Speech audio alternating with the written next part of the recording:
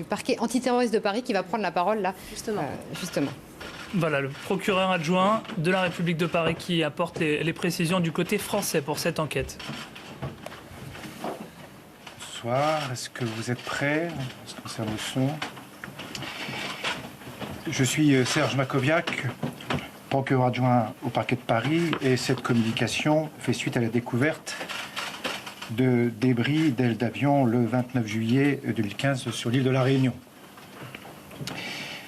Dans un premier temps, je rappellerai le cadre juridique de l'enquête et dans un deuxième temps, j'aborderai les premiers résultats de l'expertise.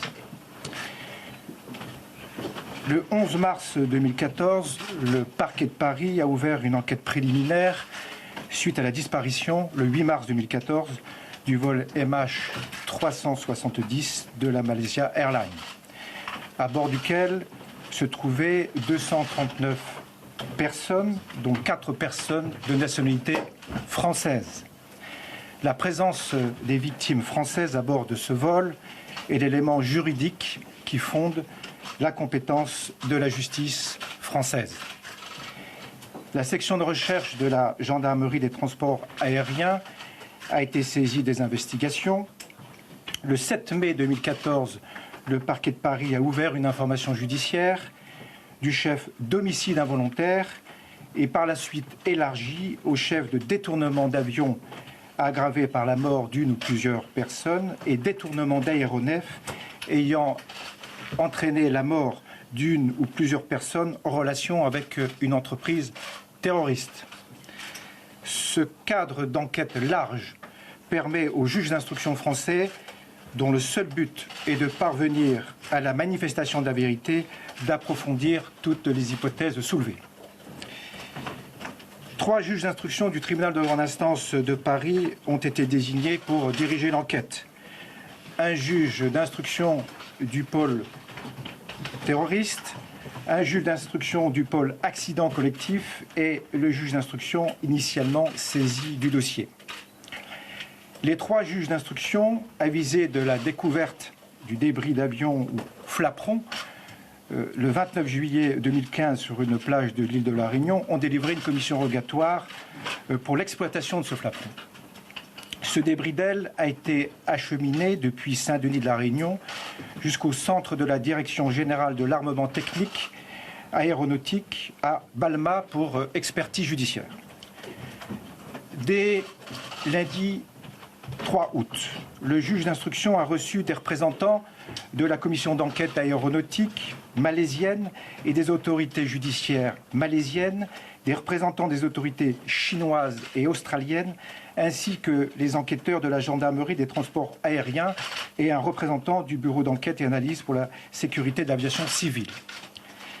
Cet après-midi, à 15 h, les opérations d'expertise ont débuté au centre de la Direction générale de l'armement technique aéronautique à Balma, sous le contrôle et en présence de l'un des trois juges d'instruction saisis de l'enquête.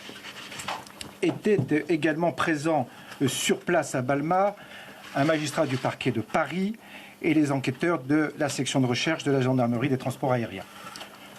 L'expertise est menée par un expert judiciaire en aéronautique inscrit sur la liste des experts auprès de la Cour de cassation, désigné par le juge d'instruction. C'est sous son autorité que les différentes opérations expertales sont effectuées. L'expert s'est en outre entouré de personnes qualifiées de la Direction générale de l'armement aéronautique et de 2 représentants du constructeur aéronautique Boeing.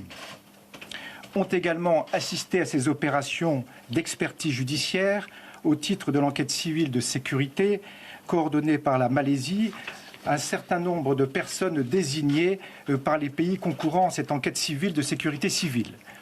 Le directeur de l'aviation civile de Malaisie, un représentant de Malaysia Airlines, ainsi que des experts en aéronautique des pays suivants: la Malaisie, la Chine, l'Australie, le Royaume-Uni, Singapour et la France. En l'occurrence, pour la France, un expert du bureau d'enquête et analyse pour la sécurité de l'aviation civile. Sur place, à Balma, l'expert judiciaire a procédé à l'ouverture du scellé contenant le flapperon. Au vu des constatations effectuées par l'expert, nous pouvons dire aujourd'hui qu'il existe de très fortes présomptions pour que le flapperon retrouvé sur une plage de l'île de la Réunion le 29 juillet 2015 appartienne bien au Boeing 777 du vol MH370 de la compagnie Malaysia Airlines disparu le 8 mars 2014 pour deux raisons. Les représentants du constructeur aéronautique Boeing ont confirmé que le flapperon provenait bien d'un appareil Boeing 777, et ce en raison de ses caractéristiques techniques, dimension, couleur, structure des joints. Deuxième raison, les représentants de la compagnie Malaysia Airlines ont communiqué des éléments de la documentation technique du Boeing 777 du vol MH370.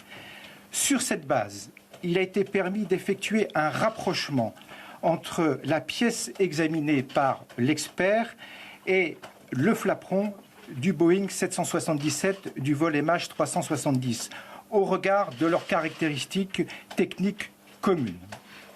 Ces très fortes présomptions seront à confirmer par des analyses complémentaires qui débuteront dès demain matin dans le laboratoire de la Direction générale de l'armement technique aéronautique. Je ne suis pas en mesure ce soir de vous préciser à quel moment les résultats de ces analyses seront connus.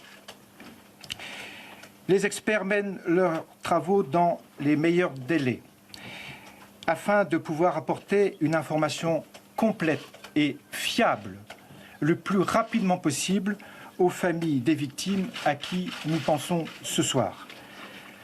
S'agissant du morceau de valise découvert à proximité du débris d'avion et contenu dans le même coffre que le flapperon durant son transport, il a fait l'objet d'un scellé qui sera acheminé et analysé par l'Institut de recherche criminelle de la Gendarmerie nationale dans les meilleurs délais. Bien entendu, nous vous tiendrons informés du résultat des expertises et des investigations. Je vous remercie.